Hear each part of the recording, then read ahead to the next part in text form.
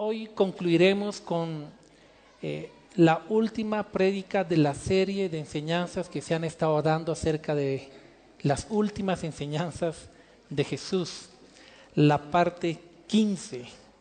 Hoy concluiremos con el tema de la resurrección de Jesucristo. Y es que la resurrección, querida iglesia, es uno de los ejes principales de la fe cristiana. Es una verdad extraordinaria, es absoluta. Y por eso hoy es importante que comprendamos su importancia.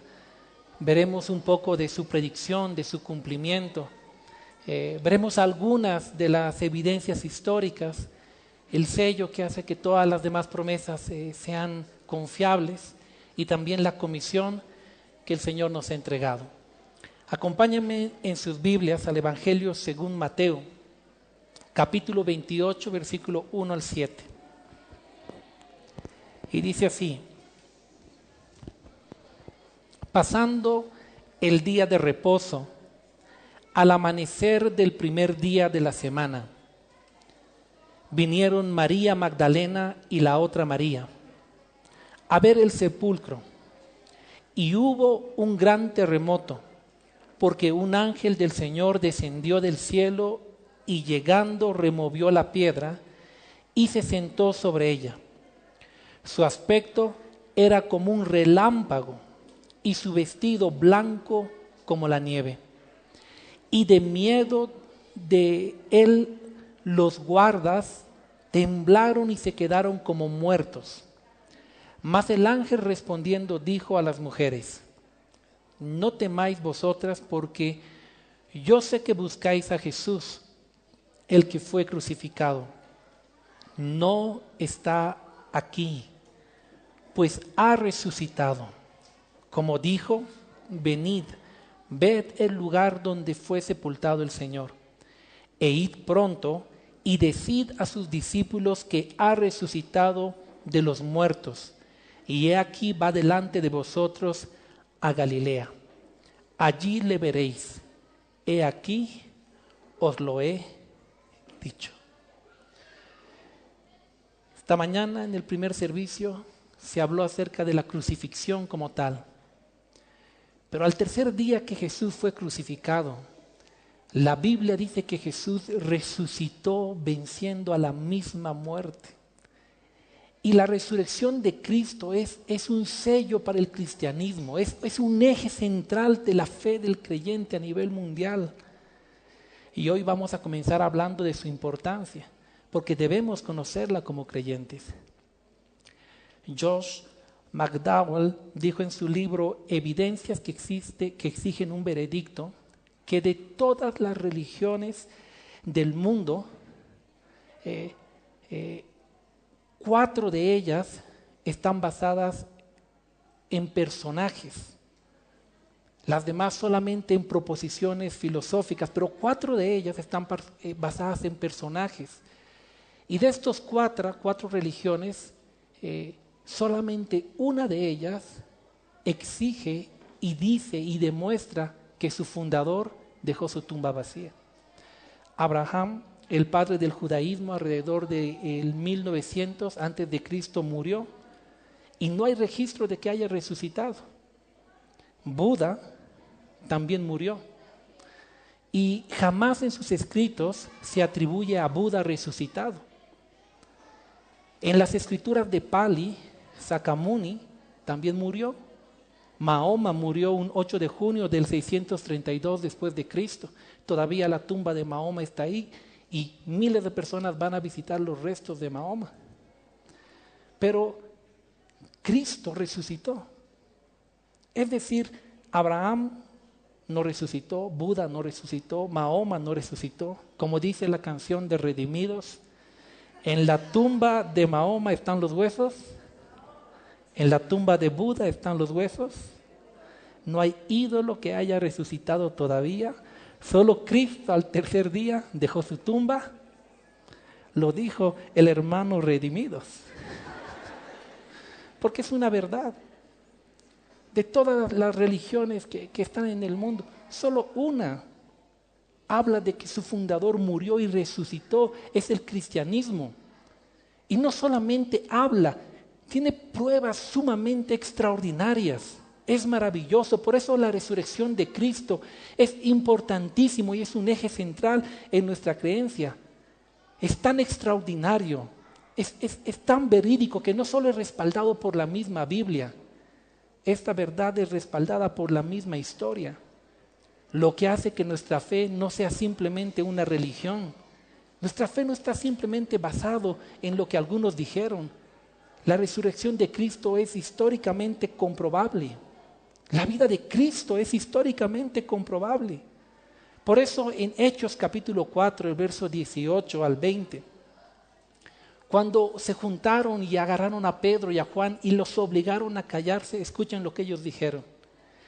Y llamándoles les intimaron que en ninguna manera hablasen ni enseñasen en el nombre de Jesús. Mas Pedro y Juan respondieron diciéndoles: juzgad si es justo delante de Dios obedecer a vosotros antes que a Dios, porque no podemos dejar de decir lo que hemos visto y lo que hemos oído. Pedro y Juan habían visto y oído a Jesús cuando vivía en medio de ellos, pero también se habían constituido en testigos oculares del Cristo resucitado.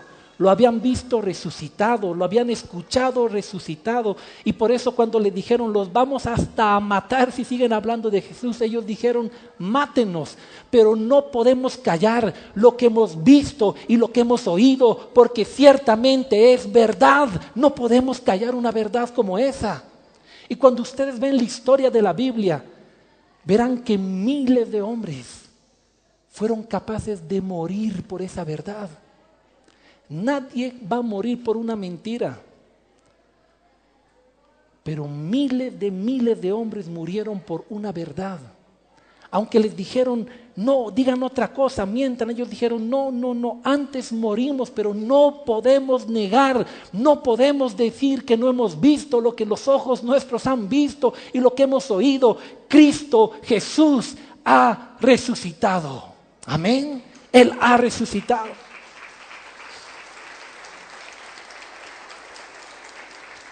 Una verdad tan absoluta, tan real, tan sinceramente o tan genuina, no se podía callar. Si la resurrección de Cristo no hubiera sido real, querida iglesia, nadie jamás hubiera estado dispuesto a morir por una mentira. Yo también soy esposo, soy padre como muchos de los apóstoles, de los discípulos de Cristo. No moriría por una mentira. No dejaría a mi esposa por una mentira. No dejaría a mis hijos huérfanos por una mentira. Nadie murió por una mentira inventada. Es que realmente Cristo había resucitado. Es que realmente lo habían visto. Y por eso fueron capaces de morir. ¿Por qué? Porque dijeron, si nos matan, ese mismo que vimos resucitado nos ha ofrecido vida eterna. Nunca más vamos a perecer. Ellos tenían convicción de a quién seguían y en quién creían. Entonces ofrecieron sus vidas como un sacrificio. Es extraordinario, pero aún más extraordinario también es saber que esta historia no fue armada. Jesús predijo su muerte y su resurrección mucho antes que sucediera. Muchas veces. Mateo capítulo 16, 21. Dice, desde entonces comenzó Jesús a declarar a sus discípulos que le era necesario ir a Jerusalén y padecer mucho de los ancianos, de los principales sacerdotes y de los escribas, y ser muerto y resucitar al tercer día. Mateo 17, 9. Cuando descendieron del monte, Jesús les mandó diciendo, no digáis a nadie la visión, hasta que el Hijo del Hombre resucite de los muertos. En Mateo 17, 22 al 23, dice, estando ellos en Galilea, Jesús les dijo, el Hijo del Hombre será entregado en manos de hombres y le matarán, mas al tercer día resucitará. En Mateo capítulo 20, versículos 18 al 19, dijo: he aquí, subamos a Jerusalén, y el Hijo del Hombre será entregado a los principales sacerdotes y a los escribas, y le condenarán a muerte, y le entregarán a los gentiles para que le escarnezcan, le azoten y le crucifiquen. Mas al tercer día resucitará. En Mateo 26, 32 dijo: pero después que haya resucitado, iré delante de vosotros a Galilea. Lucas 9, 22 dice: es necesario que el Hijo del Hombre padezca muchas cosas y sea desechado por los ancianos, por los principales sacerdotes y por los escribas, y que sea muerto y resucite al tercer día. En Juan capítulo 2, versos 18 al 19, los judíos le dijeron: ¿qué señal nos muestras ya que haces esto? Respondió Jesús y les dijo: destruid este templo, hablando de su cuerpo, en 3 días lo levantaré.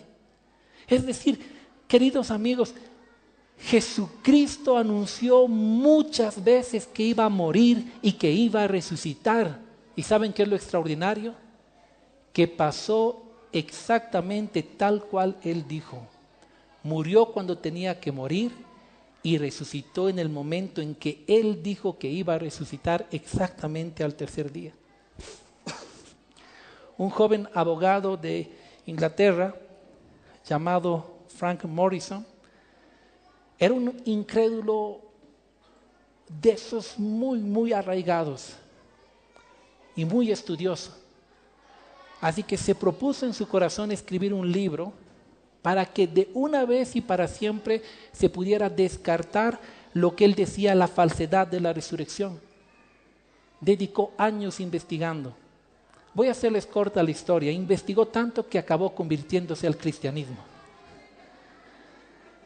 Y él dijo lo siguiente en uno de sus libros: solamente un necio iría por ahí hablándole a todos de que moriría y al tercer día resucitaría, a menos que supiera que eso realmente se efectuaría.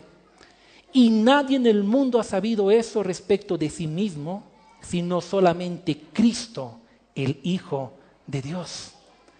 Jesús sabía, él era el Hijo de Dios, Él sabía que iba a morir y que iba a resucitar, y nunca se avergonzó, nunca titubeó, lo dijo públicamente: moriré, 3 días después resucitaré.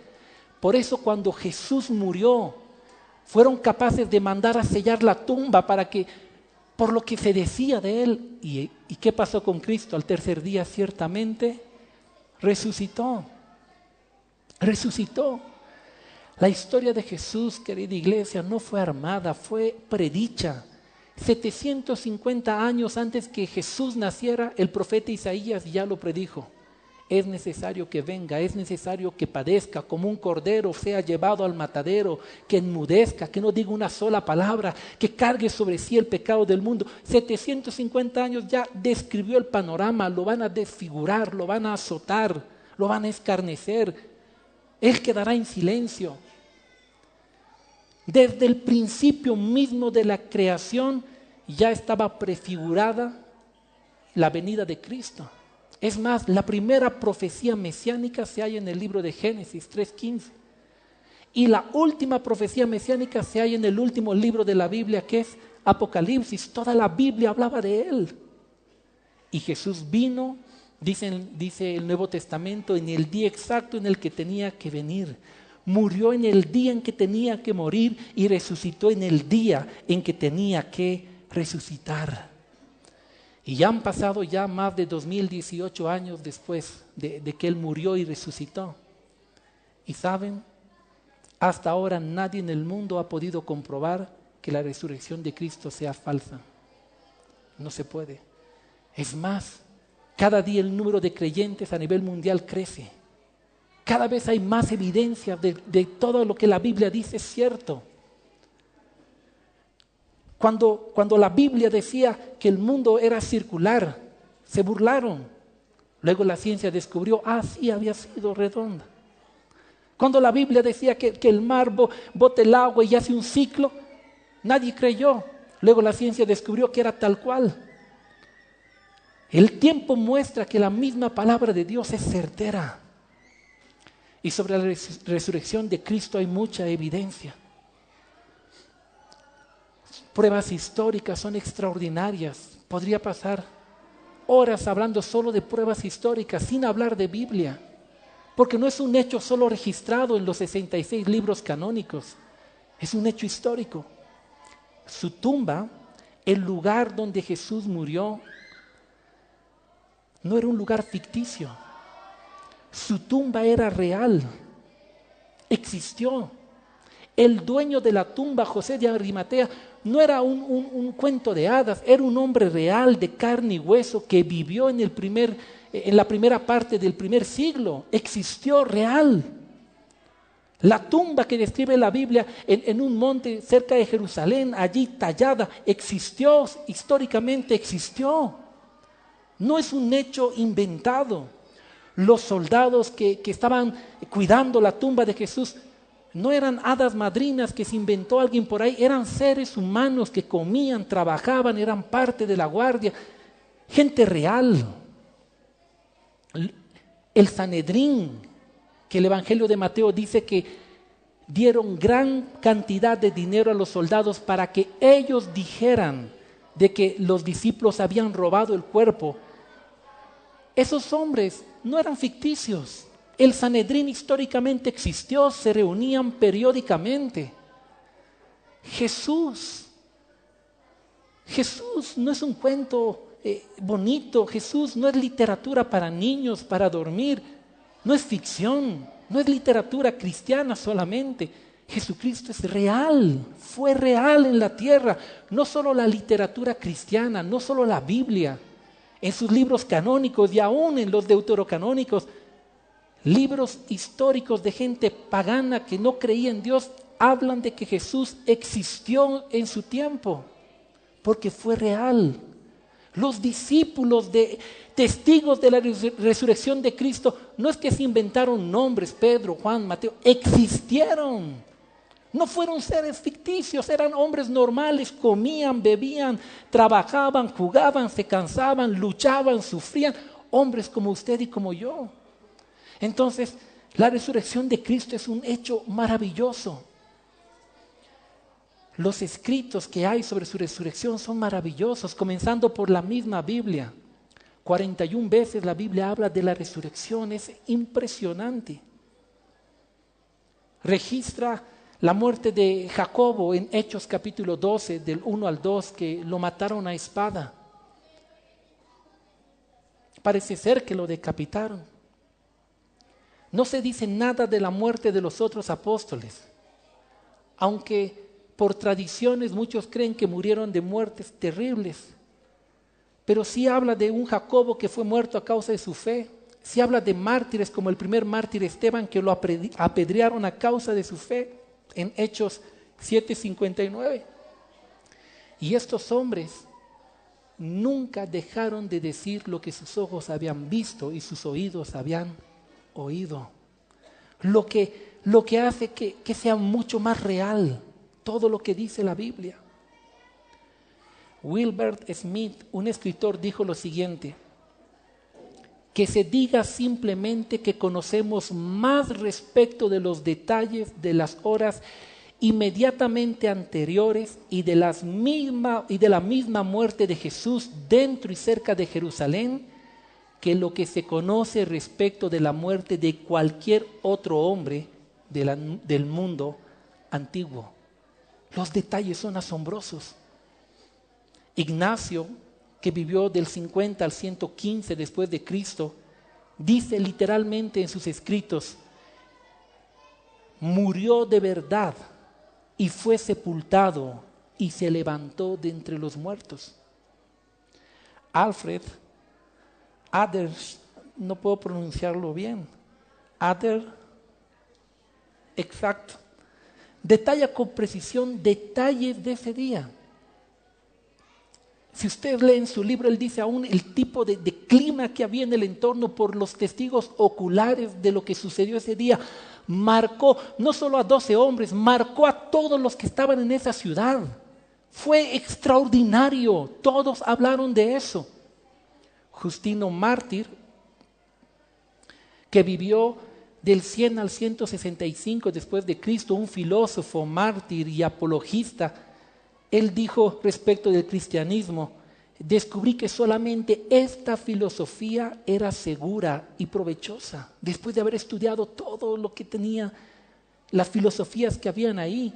Tertuliano, el 160 al 220, dijo lo siguiente: pero los judíos estaban tan exasperados por sus enseñanzas, por las cuales sus gobernadores y jefes fueron convencidos de la verdad, principalmente porque tantos se pasaban a su lado, que al fin le trajeron ante Poncio Pilato, que era en aquel tiempo el gobernador romano de Siria, y mediante la violencia de sus clamores contra él, le obligaron a dictar una sentencia en que se los entregaba para que fuera crucificado. Y sobre su ascensión es un hecho más cierto que las aseveraciones de vuestro proculi concernientes a Rómulo. Todas estas cosas hicieron Pilato con Cristo, y ahora, siendo en efecto un cristiano por convicciones personales, él envió informes de Cristo a César reinante que en aquel tiempo era Tiberio, en sus escritos del norte de África. El profesor Thomas Arnold dijo lo siguiente: la evidencia en cuanto a la vida, muerte, resurrección de nuestro Señor puede probarse, y a menudo se ha probado, que es satisfactoria, es buena, de acuerdo a la regla común para dirigir la buena evidencia de la mala. Millares de decenas de millares de personas la han examinado punto por punto, tan cuidadosamente como un juez está considerando una causa muy importante. Yo mismo lo he hecho durante muchos años. Me he acostumbrado a estudiar las historias de otros tiempos y a examinar y pesar la evidencia de lo que han escrito acerca de ellas. Y no sé de otro hecho en la historia de la humanidad que esté probado por evidencias mejor y más amplias de toda especie para comprensión de un investigador hábil que la gran señal que Dios ha dado de que Cristo murió y se volvió a levantar de los muertos. El filósofo John Locke dijo, también habló en sus escritos sobre la resurrección de Cristo. Brooke Foss igual dijo: ciertamente, si juntamos toda la evidencia, no es exagerado decir que no existe incidente histórico que esté mejor y más diversamente apoyado que la resurrección de Cristo. Un historiador conocidísimo como Flavio Josefo, que escribió en el primer siglo, en su libro sobre las antigüedades, 1833, escuchen lo que él escribió. Él no era cristiano, es más, él era un judío que estaba peleado con el judaísmo, escribía para los romanos, por lo cual se cree que escribir esto para él fue detestable, pero lo escribió porque era un historiador, no cristiano. Y él dijo así: existió por aquel tiempo un hombre sabio, Jesús, si es que es lícito llamarlo hombre, pues fue un hacedor de maravillas, un maestro de la clase de la que los hombres reciben la verdad con placer. Él conquistó para su bando a muchos judíos y también a muchos de los griegos.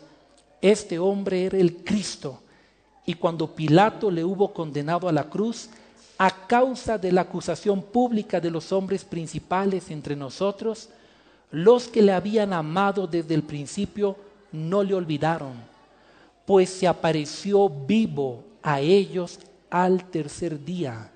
Los profetas divinos habían dicho estas y millares de otras cosas, y aún ahora la casta de los cristianos, llamada así por causa de él, no ha desaparecido. Es decir,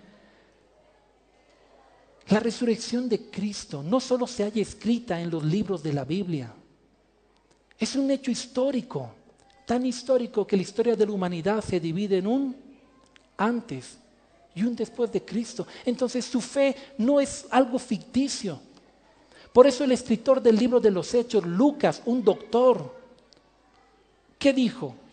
capítulo 1, versículo 1 al 3, escuche cómo él empieza a escribir el libro de Hechos. Dice: en el primer tratado, oh Teófilo, hablé acerca de todas las cosas que Jesús comenzó a hacer y a enseñar, hasta el día en que fue recibido arriba, después de haber dado mandamientos por el Espíritu Santo a los apóstoles que había escogido, a quienes también, después de haber padecido, se presentó vivo con muchas pruebas indubitables, apareciéndoles durante 40 días y hablándoles acerca del reino de Dios. La palabra indubitable viene del griego tekmerion, que se usa una sola vez en toda la Biblia. Y esta palabra significa pruebas convincentes con evidencias claras después de estudiarse y conocerse un asunto, pruebas reales. Lo que dice el escritor bíblico de Lucas es: la resurrección de Cristo y lo que Él ha hecho se ha presentado con pruebas reales, convincentes. Es un hecho verdadero, no es ficción, no es un cuento. Y comienza a escribir todo el libro de los Hechos.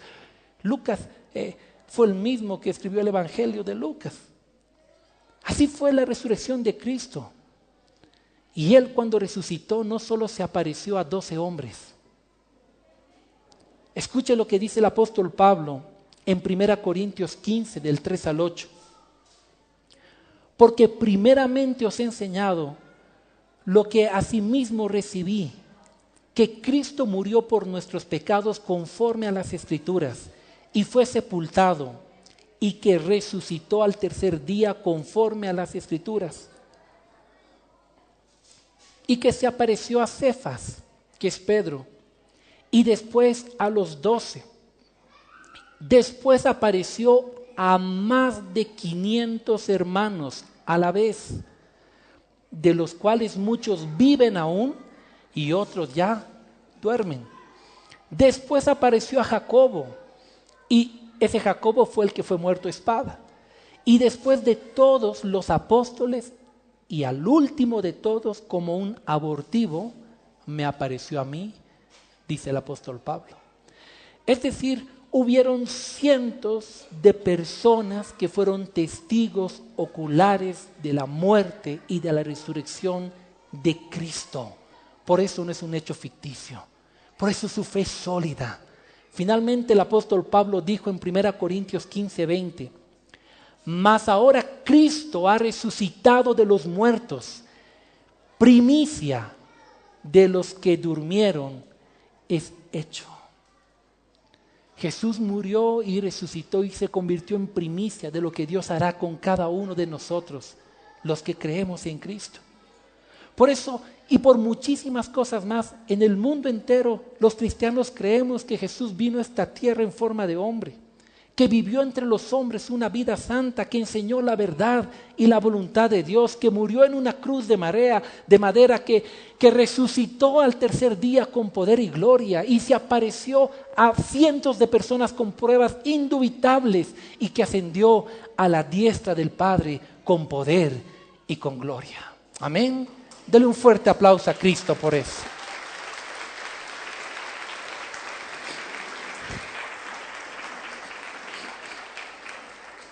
Diga conmigo: Jesús ha resucitado. La tumba está vacía. Eso es fundamento en nuestro corazón. Jesucristo no está muerto. Él vive. Su tumba va a seguir vacía.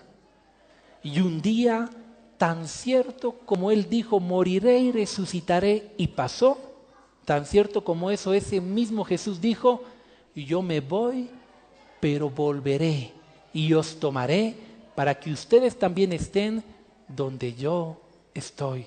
Y si lo primero se cumplió, quiere decir que todo lo demás también se cumplirá. Amén. Den un aplauso a Jesús por ello.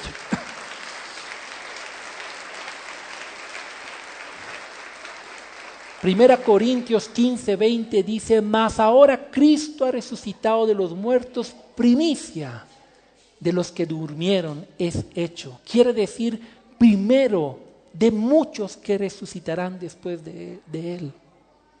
Según a Corintios capítulo 4, verso 14, dice, sabiendo que el que resucitó al Señor Jesús, a nosotros también nos resucitará con Jesús y nos presentará juntamente con vosotros. Querida iglesia, para aquellos que creemos en Cristo, la vida no acaba el momento en que cerramos los ojos. Existe una vida eterna. La Biblia lo habla muy claramente. Lo cree el mundo, no lo crea. Un día todos resucitarán, unos para condenación, otros para vida eterna. Lo creamos o no lo creamos. Cuando Jesús dijo, miren, voy a morir y resucitar, muchos dejaron de seguirlo, decían, está loco. ¿Cómo que? ¿Cuándo se ha visto a alguien morir y resucitar? Pero murió y resucitó. Cuando Noé comenzó a decirle a la humanidad, saben, Dios ha dicho que va a destruir la humanidad con un gran diluvio y tienen que arrepentirse. Dijeron, Noé está loco, es más, lluvia, ¿qué es esa palabra? No existe. ¿Por qué? Porque en el tiempo de Noé dice que la tierra era regada por un vapor que salía del suelo. Nunca había llovido jamás sobre la faz de la tierra. Es decir, la palabra lluvia no existía para ellos. Es como que yo les diga, va a haber tararán, y no saben qué es eso, porque nunca ha pasado. Y él les dijo, va a haber lluvia. ¿Por qué es lluvia si nunca ha llovido? Y no le creyeron. Pero en el día exacto pasó lo que tenía que pasar. Se abrieron esas cascadas y la tierra entera se inundó.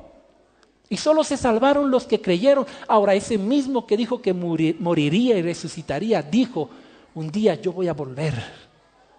Y puede ser que como en el tiempo de Noé o en el tiempo de Cristo haya gente que se burle, que se jacte, que diga yo no creo en eso, no es mi creencia, yo pienso que no va a pasar. Es su creencia, se respeta, pero eso no significa que no vaya a suceder.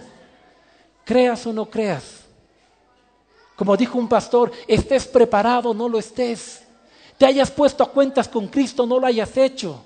Hayas vivido en santidad o no. Hayas renegado de Cristo o hayas sido fiel. Cristo va a volver por segunda vez a esta tierra. Amén. Dale un aplauso a Jesús por ello.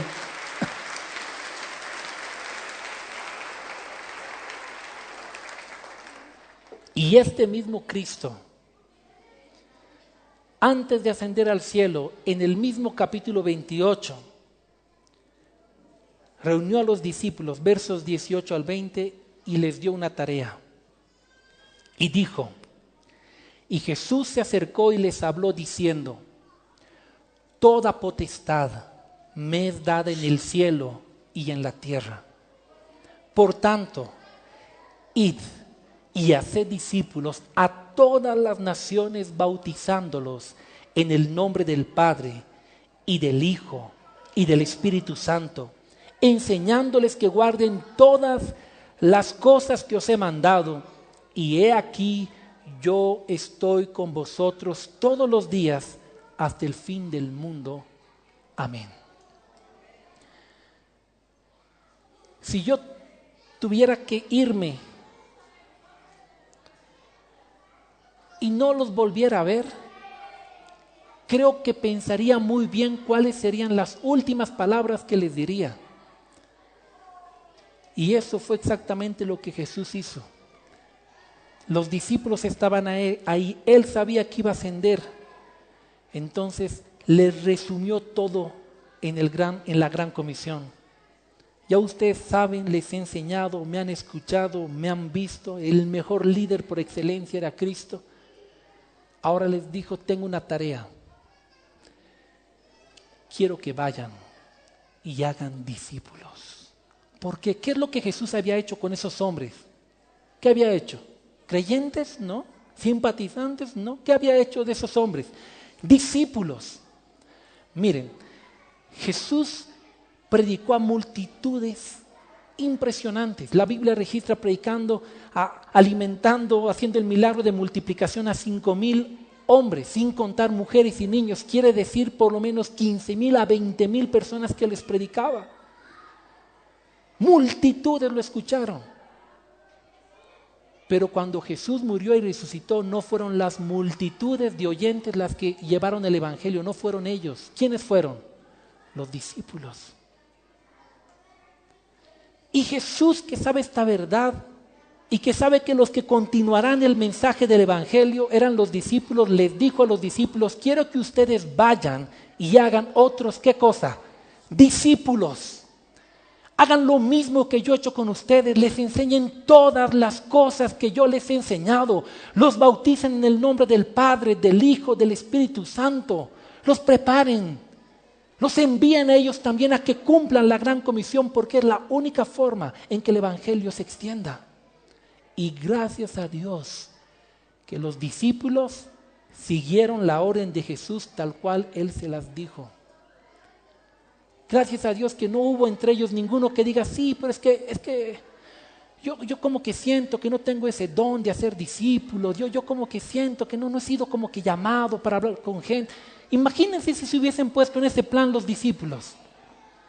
No, yo creo que tengo el ministerio de solo la oración, pero no predico. Imagínense si hubiesen cometido semejante disparate. Nadie se hubiese enterado de lo que Cristo había hecho.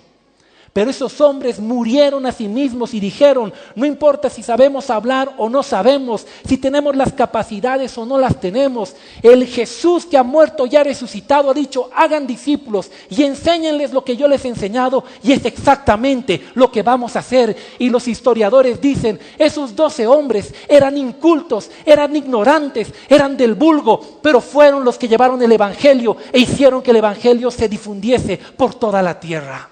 Amén. Por eso Jesús dice: ahora a ustedes les toca. Vayan y hagan discípulos. El libro de Hechos, capítulo 1 y 2, relata las otras palabras de Jesús. Yo me imagino a Jesús diciéndoles: vayan y hagan discípulos. Está por ascender y de repente, si fuera como yo, olvidadizo, que no creo, si fuera como yo, se daría la vuelta y diría: pero antes, Hechos capítulo 1. Quédense quietos hasta que sean investidos de poder de lo alto. Y cuando venga el Espíritu Santo sobre ustedes, entonces me serán testigos en Jerusalén, en Judea, en Samaria y hasta lo último de la tierra. Entonces, Hechos capítulo 1 dice que delante de sus ojos Jesús fue ascendiendo. Y los discípulos se quedaron mirando al cielo, tristes, angustiados de ver al Cristo ascender.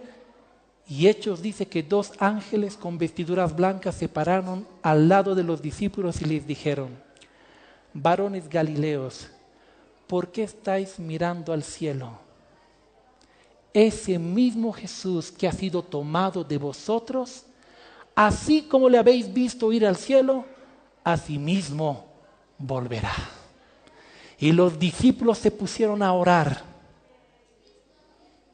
Y unos días después, Hechos capítulo 2 dice: el lugar donde estaban orando unánimes, de repente tembló. Y vino como un viento recio que inundó todo el lugar, y todos fueron llenos del Espíritu Santo. Entonces el cobarde Pedro, que días antes había dicho: no conozco a Jesús, y que luego se había devuelto a pescar, ese cobarde Pedro salió, se paró delante de una multitud de 3,000 personas y les predicó el evangelio. Y la multitud fue tan impactada por el poder de Dios que dijo: Pedro, ¿qué haremos para ser salvos? ¿Y qué dijo Pedro? Congréguense todos. ¿Eso dijo? Vaya a su encuentro. ¿Qué dijo Pedro?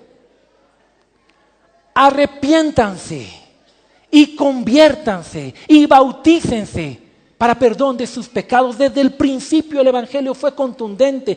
El cristianismo surge en la vida de un hombre, de una mujer, cuando éste se arrepiente a la luz de la palabra de sus pecados. Se confronta con la Biblia y decide abandonar su antigua forma de vida para vivir según la voluntad de Dios. ¿Es salvo por gracia? Claro que sí, pero renuncia a la vida de pecado. Y ahí comenzó a levantarse la iglesia de Jesucristo. No como un grupo religioso, sino como gente que había oído y había visto al Cristo resucitado. Ahora, años después, el apóstol Pablo les escribe a las iglesias y a una de ellas les dice: mi predicación a ustedes no fue de humana sabiduría, sino con demostración de poder, de lo alto.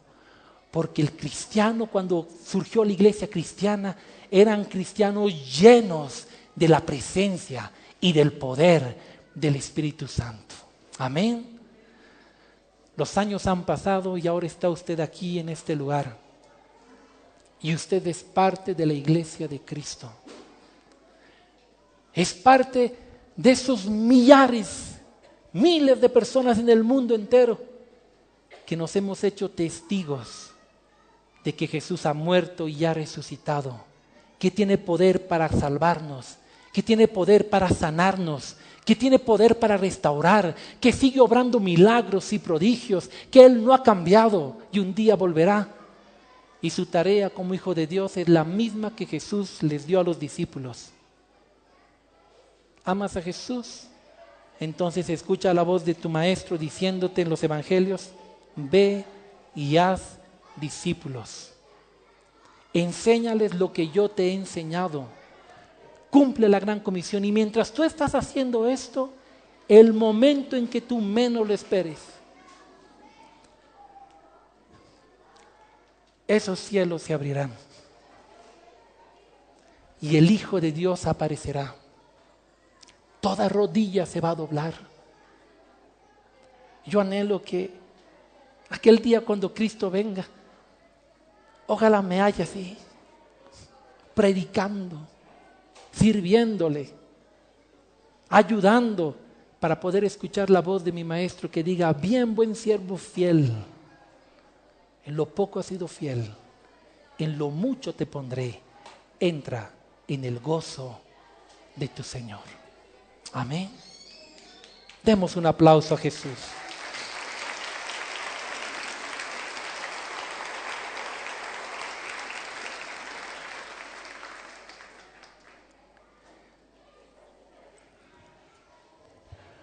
Hubo un hombre en el Evangelio de Marcos capítulo 5, 18 al 20, que fue el Gadareno, muy conocido.